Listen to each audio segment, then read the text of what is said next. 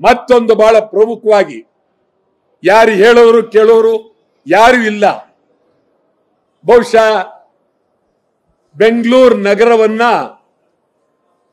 ಕೆಂಪೇಗೌಡರು ಏನಾದರೂ ಇವತ್ತು ಬದುಕಿದ್ರೆ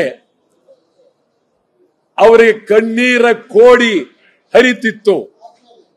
ಬೆಂಗಳೂರನ್ನ ಕಟ್ಟಿದಂತ ಮಹಾಮಹಿಮ ಕೆಂಪೇಗೌಡರು ಇವತ್ತು ಬೆಂಗಳೂರನ್ನ ಸ್ವಾರ್ಥಕ್ಕಾಗಿ 5 ಭಾಗವಾಗಿ ತಕ್ಷಣಕ್ಕೆ ವಿಂಗಡಣೆ ಮಾಡ್ತಾರೆ.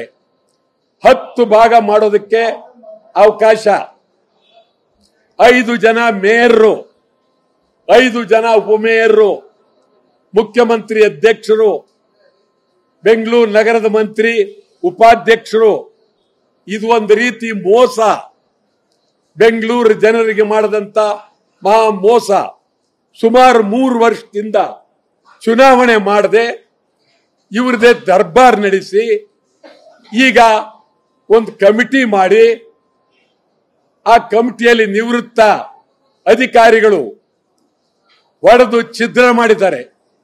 ಈ 5ಕ್ಕೂ ಗೆಲ್ಲುವ ಮೇಯರ್ಗಳು ಬರೋರು ತಮಿಳರು, ಮಲಯಾಳಿಗಳು, ಗುಜರಾತಿಗಳು, ಹಿಂದಿ, ಮಾರ್ವಾಡಿಗಳು ಬರ್ತಾರೆ. ಇದರ ಯೋಚನೆ ಯಾರಿಗೂ ಇಲ್ಲ. ಬೆಂಗಳೂರು ಹಾಳಾಗೋಗುತ್ತೆ. ಸಮಗ್ರವಾಗಿ ಇದನ್ನ ತೀವ್ರವಾಗಿ ವಿರೋಧಿಸಬೇಕು. 5 ಜನ ಮೇಯರ್. ಈಗ ಯಾವ ಮೇಯರ್ಗೆ ಕೆಲವು ವಿಶೇಷವಾದಂತ ಗೌರವ ಇದೆ. ಪ್ರಧಾನಿ ಬಂದ್ರೆ, ಉಪ ಪ್ರಧಾನಿ ಬಂದ್ರೆ, ರಾಷ್ಟ್ರಪತಿ ಬಂದ್ರೆ ಸ್ವಾಗತ ಮಾಡೋದಕ್ಕೆ ಒಬ್ಬ ಮೇಯರ್ ಸಾಕು. ಬೆಂಗಳೂರಿಗೆ ಒಬ್ಬ ಮೇಯರ್ ಸಾಕು. ಒಬ್ಬ ಮೇಯರ್ ಬಿಟ್ಟು 5 ಮೇಯರ್ ಮಾಡ್ತಕ್ಕಂಥ ಯಾವ ಮೇಯರ್ ವಿಮಾನ ನಿಲ್ದಾಣಕ್ಕೆ ಹೋಗ್ತಾರೆ ಸ್ವಾಗತ ಮಾಡೋದಕ್ಕೆ?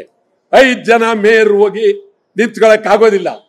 5 ಜನ ಮೇಯರ್ಗಳು ಇಲ್ಲಿ 5 ದಿಕ್ಕಾಗತ್ತೆ, ವ್ಯಾಜ್ಯ ಆಗುತ್ತೆ, ಬೆಂಗಳೂರು ಅಭಿವೃದ್ಧಿ ಹಾಳಾಗುತ್ತೆ, ಬೆಂಗಳೂರು ಚುನಾವಣೆಯಿಂದ ವಂಚಿತರಾಗ್ತಾರೆ.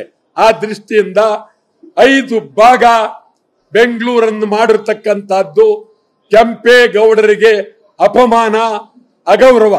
ಬೆಂಗಳೂರಿನ ಜನ ತೀವ್ರವಾಗಿ ಪ್ರತಿಭಟನೆ ಮಾಡಬೇಕು ಅಂತೇಳಿ ಹೇಳ್ತೀವಿ. ನಾವು ಸಂಪೂರ್ಣವಾಗಿ ಇದರ ವಿರೋಧ ಇದ್ದೇವೆ.